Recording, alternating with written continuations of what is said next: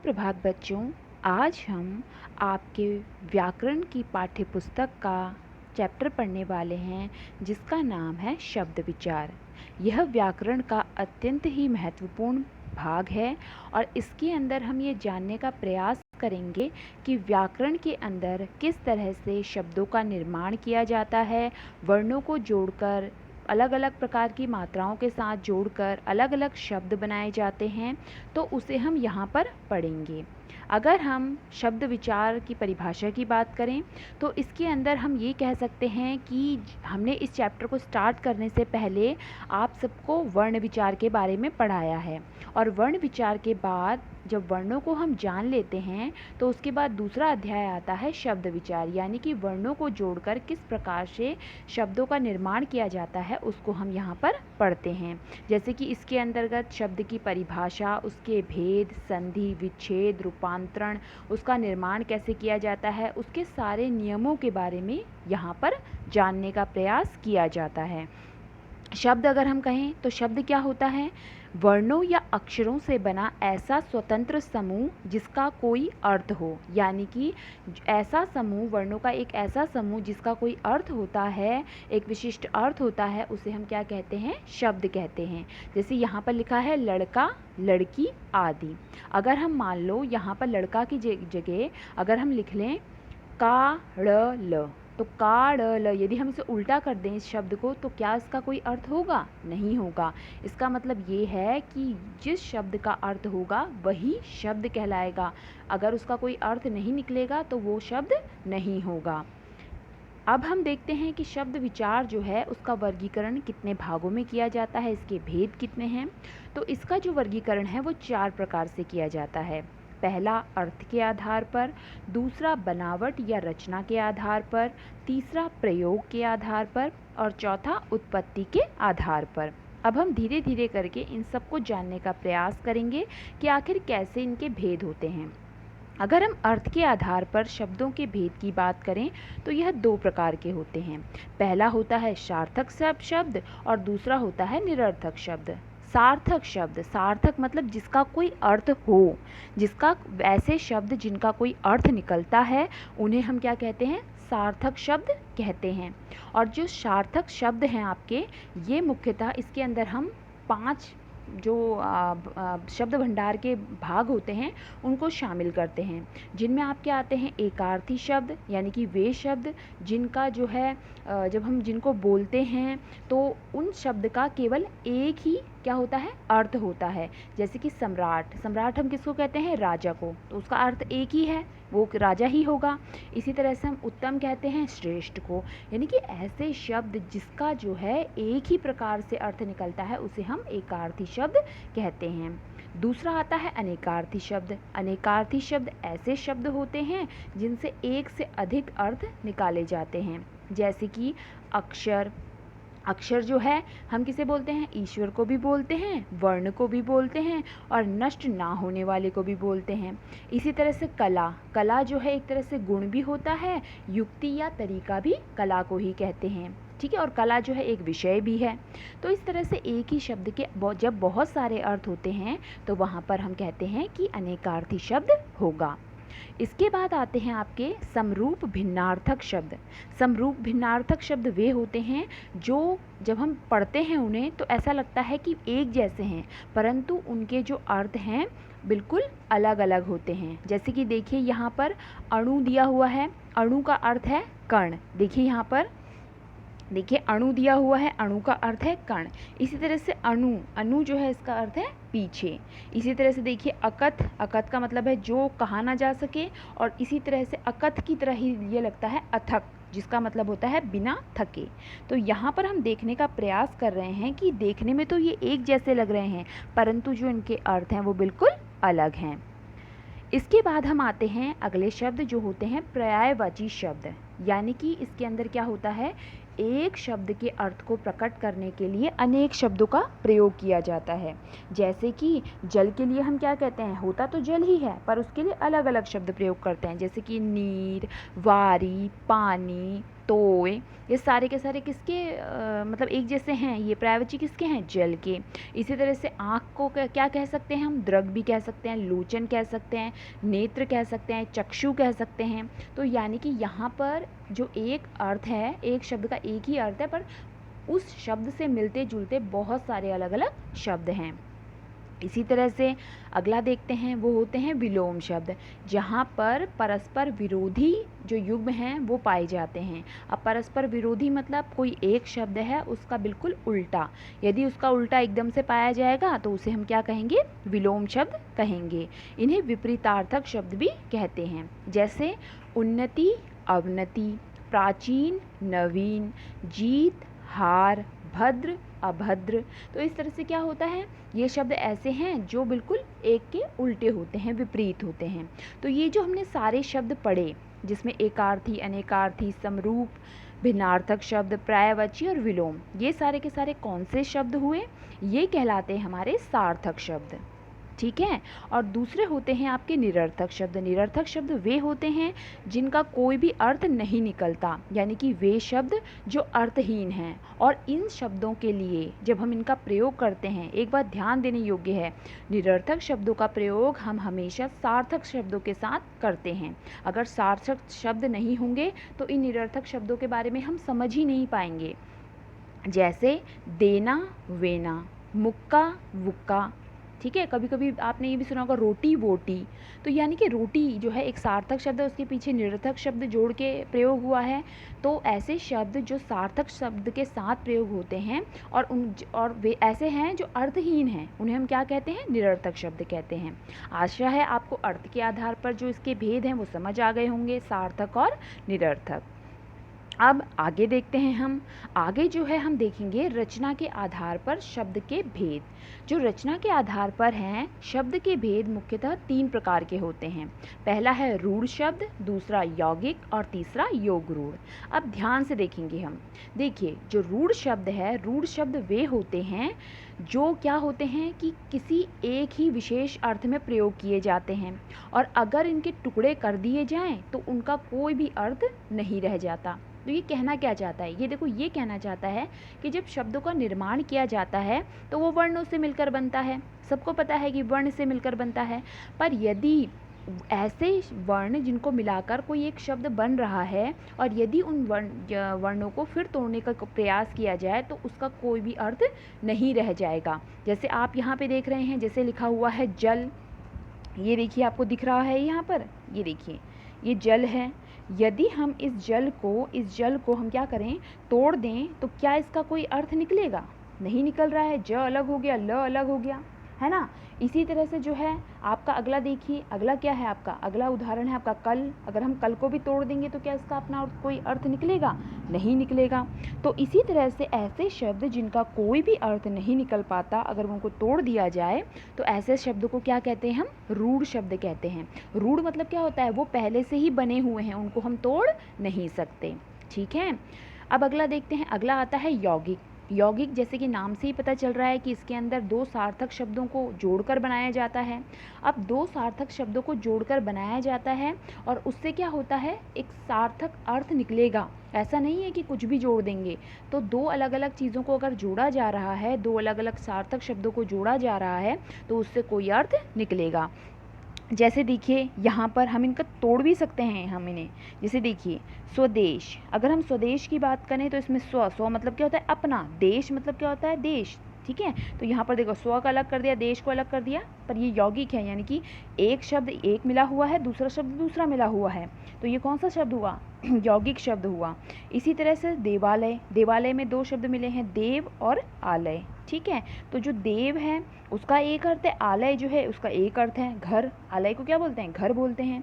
तो इसी तरह से अगला देखिए, कुपुत्र, कुपुत्र में कु और पुत्र, कु मतलब बुरा और पुत्र मतलब बेटा। तो यानी कि दोनों के जब अलग अलग अर्थ वाले जो शब्द हैं उनको जब एक साथ जोड़कर मिलाया जाता है और एक नए शब्द का निर्माण किया जाता है तो उसे हम क्या कहते हैं, यौगिक शब्द कहते हैं।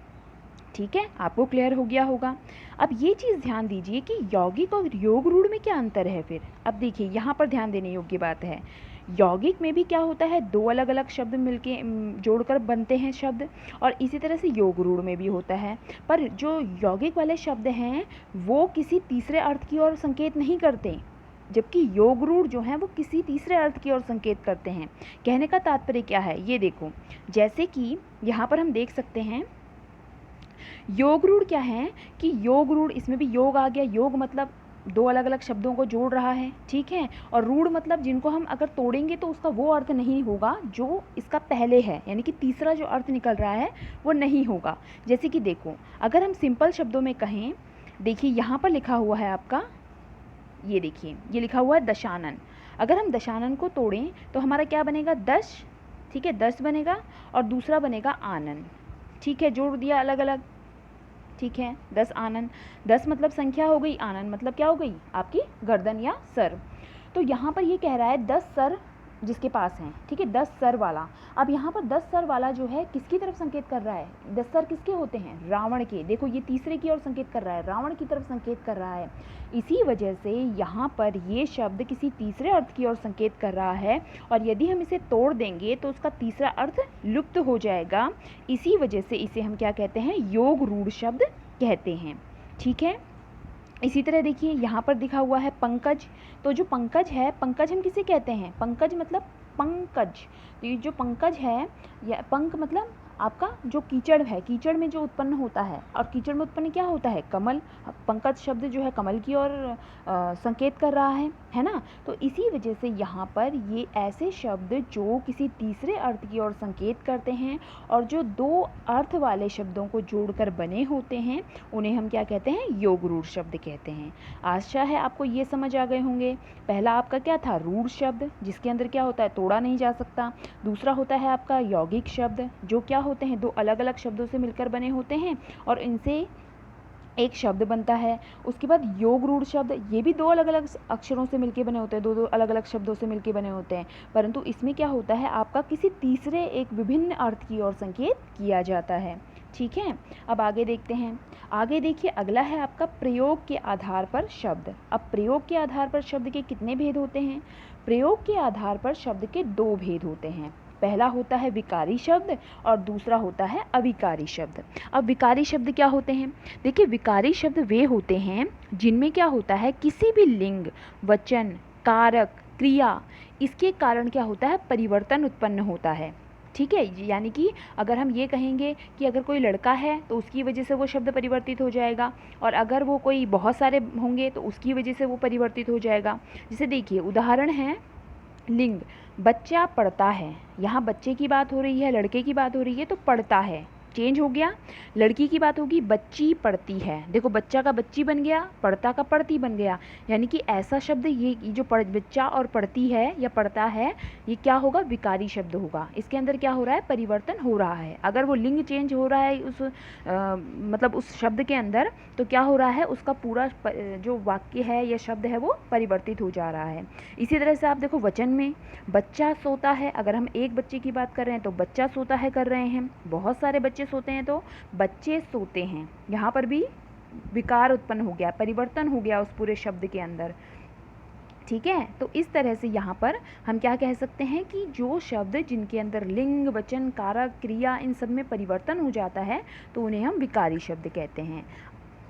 अब अविकारी शब्द क्या होते हैं, अविकारी शब्द इनके उल्टे होते हैं। यहाँ पर परिवर्तन होता है विकारी शब्दों में, पर अविकारी शब्दों में कोई परिवर्तन नहीं होता। जैसे कि देखो, अगर मैं कहूँ तुम धीरे चलो, तो धीरे जो है, धीरे वाला जो शब्द है वो सेम रहेगा, है ना। तुम धीरे चलो बोलूँगी तो भी धीरे का धीरे ही रहेगा। अगर मैं बोलूँगी मैं धीरे चलूँ तो भी धीरे का धीरे ही रहेगा। लड़की धीरे चलती है तो भी धीरे का धीरे ही रहेगा। लड़का धीरे चलता है तो भी धीरे का धीरे रहेगा। यानी कि ऐसा शब्द जो चाहे किसी भी लिंग, वचन के साथ प्रयोग किया जाए परंतु उसमें कोई भी परिवर्तन उत्पन्न ना हो, उसे हम क्या कहते हैं, अविकारी शब्द कहते हैं, ठीक है। क्लियर, आशा है आपको ये समझ आया होगा। अब हम आगे देखते हैं। आगे है आपका उत्पत्ति के आधार पर शब्द के भेद। अब उत्पत्ति के आधार पर शब्द के कितने भेद होते हैं, 4 भेद होते हैं। पहला तत्सम, दूसरा तद्भव, तीसरा देशज और चौथा विदेशी। अब देखते हैं हम आगे, स्टार्ट करते हैं कि तत्सम किन्हें कहते हैं। तत्सम शब्दों की तरफ अगर हम ध्यान दें तो तत्सम, तत् का अर्थ होता है उसके और सम का मतलब होता है समान। अब किसके समान, किसके बारे में बात कर रहे हैं? जो शब्दों की उत्पत्ति हुई है वो आपकी कौन सी भाषा से हुई है? हमारी कौन सी भाषा मानी जाती है जो प्राचीन भाषा है? वो मानी जाती है संस्कृत। यानी कि ऐसे शब्द जिनकी उत्पत्ति संस्कृत भाषा से हुई है और वो एज इट इज़, मतलब जैसे संस्कृत में थे वैसे ही हम हिंदी भाषा में प्रयोग कर रहे हैं, तो उन्हें हम क्या कहते हैं? तत्सम। ऐसे शब्द जो क्या है, हिंदी भाषा में जैसे वो संस्कृत भाषा में प्रयोग होते थे सेम ऐसे ही हम हिंदी भाषा में प्रयोग कर रहे हैं, तो उन्हें हम क्या कहेंगे? तत्सम शब्द, यानी कि संस्कृत वाले शब्द। जैसे कि पुष्प, पुस्तक, पृथ्वी, क्षेत्र, कार्य, मृत्यु, कवि, विद्या, नदी, फल, अग्नि, ये सारे के सारे जो हैं क्या हैं? आपके तत्सम शब्द हैं। इसी तरह से आपके आते हैं तद्भव। तद्भव मतलब हमने क्या किया? हमने संस्कृत वाले शब्दों को चेंज कर दिया, हमने अपने अनुसार उसे बदल दिया। तो हमने क्या किया? हमने उनको संस्कृत भाषा में जो आए हुए थे, जैसे हमने भी कहा तत्सम, उसके समान, तो संस्कृत के समान नहीं होकर हमने क्या किया? तद्भव, यानी कि उससे उद्भावित, उससे परिवर्तित। अब किससे परिवर्तित? परिवर्तित मतलब हो गया संस्कृत से परिवर्तित, है ना, संस्कृत भाषा से परिवर्तित। तो अगर हमने उनको बदल दिया है तो उसका कोई अलग शब्द बना दिया होगा हमने। जैसे देखो, संस्कृत में हम जिसको दुग्ध कहते थे वो हम हिंदी में क्या कहते हैं? दूध। आज तक किसी को कहते हुए सुना आपने कि दुग्ध दे दो? अगर दुग्ध बोलेंगे तो किसी को समझ ही नहीं आएगा कि दुग्ध क्या है। दूध सबको समझ आएगा, क्योंकि दूध हमने परिवर्तित रूप संस्कृत से अलग बदल कर हमने ये प्रयोग करना हिंदी में शुरू कर दिया है। इसी तरह से अग्नि, अग्नि जो है, अग्नि की जगह हम क्या प्रयोग करते हैं? आग। कार्य की जगह काम, कर्पूर की जगह कपूर, हस्त, हस्त की जगह हाथ। तो यानी कि हमने जो है संस्कृत के शब्दों को परिवर्तित करके प्रयोग करना स्टार्ट कर दिया है, तो उन्हें हम क्या कहते हैं? तद्भव शब्द कहते हैं। ठीक है, अब आगे देखते हैं। उसके बाद आते हैं देशज शब्द।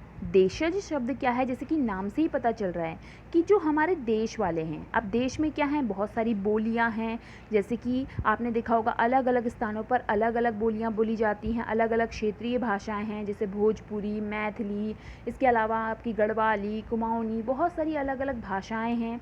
तो उन सब भाषाओं या बोलियों की वजह से क्या हुआ है? हमारी जो भाषा है हिंदी, उसके अंदर बहुत सारे अलग शब्द आ गए हैं।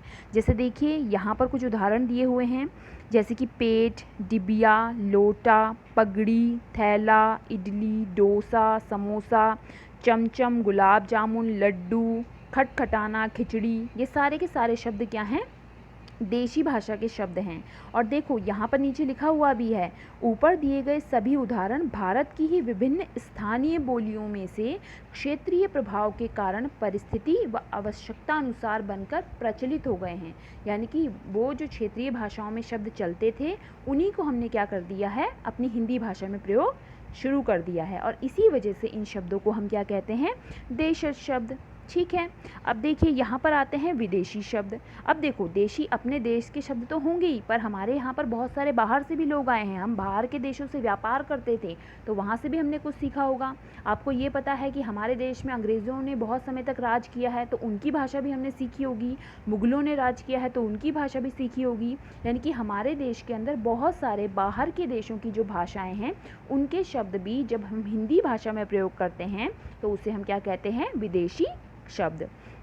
अब देखिए यहाँ पर क्या है, जब हमने बाहर के देश की भाषाओं से, जो भी भारत के बाहर की भाषाएं हैं, जब हमने उन शब्दों को किस में प्रयोग करना शुरू कर दिया? हिंदी में प्रयोग करना शुरू कर दिया। और सेम कैसे? जैसे वहाँ पर बोले जाते हैं। जैसे आज के समय में हम डॉक्टर को क्या बोलते हैं? डॉक्टर बोलते हैं, जबकि डॉक्टर हमारा हिंदी का शब्द है क्या? नहीं, वो कौन सी भाषा का शब्द है? अंग्रेज़ी भाषा का शब्द है। ठीक है, इसी तरह से अब हम बाहर जाते हैं और हम ये बोलते हैं कि तंबाकू, तंबाकू, ये जो वर्ड है तंबाकू, ये वर्ड हमारे यहाँ का नहीं है। ये शब्द जो है ये पुर्तगाली भाषा का शब्द है। ठीक है, इसी तरह से हम बोलते हैं चश्मा। चश्मा अगर हम बोल रहे हैं तो चश्मा जो है ये फ़ारसी भाषा का शब्द है। तो हमने क्या किया, जैसे जैसे दूसरे देशों की भाषाओं में शब्द थे उनको हमने एज इट इज़ हिंदी में प्रयोग कर लिया। इसी वजह से ये जो है एक ग्रुप बन गया जो कहलाया विदेशी शब्द। अब विदेशी शब्दों में देखो किस तरह की भाषाएं हैं।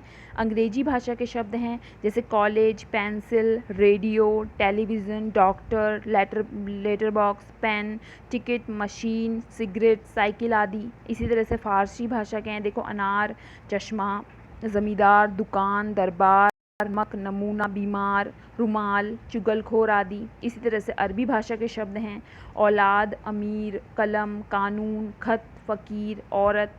आप भी पढ़िएगा साथ साथ में इसे, देखिए कितने सारे अलग अलग शब्द हैं। इसी तरह से तुर्की भाषा के शब्द हैं कैंची, चाकू। देखो चाकू हम किचन में कितना प्रयोग करते हैं, पर चाकू कहाँ का शब्द है, आज पहली बार पता चल रहा है कि कहाँ का शब्द है, ये तुर्की भाषा का शब्द है। इसी तरह से तोप, बारूद, दरोगा, बहादुर। पुर्तगाली भाषा के शब्द देखो, जिससे अचार देखो किचन में कितना प्रयोग होता है, तो अचार है आलपिन, कारतूस, गमला। गमला हम देखो घर के बाहर लगाते हैं, वो भी पुर्तगाली शब्द है। चाबी, तिजोरी, तौलिया, फीता, साबुन, तंबाकू, कॉफ़ी, कमीज़, ये सारे के सारे पुर्तगाली शब्द हैं। इसी तरह से फ्रांसीसी शब्द देखो पुलिस, कार्टून, इंजीनियर, कर्फ्यू, बिगुल आदि।